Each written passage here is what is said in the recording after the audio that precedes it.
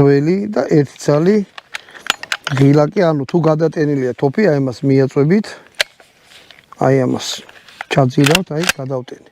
და ტყუის ამოღება გინდათ. აი ამას მიაწვევით და უკან ჩამოწევთ. რომ ტყუია გადმოღოდეს რა. ის აქ, აი პატარა ბირკეტი. დანარჩენი არაფერი არ აქვს და რაღაცა გაურკვეველი რაღაცები არ აქვს იარაღს. ამიტომ არის კაი.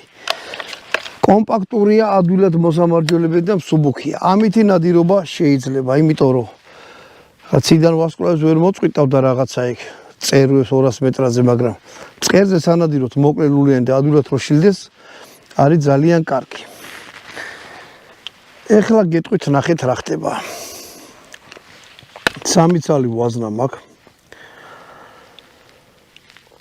34 გრამიანი 3 ნომერი. ვიცი 5-ია საჭირო, მაგრამ ნუ 5 არ იყო. ეს არის ჟაკანი, ეს არის კარტეჯი. მოკლედ, ამ 3 ვაზნას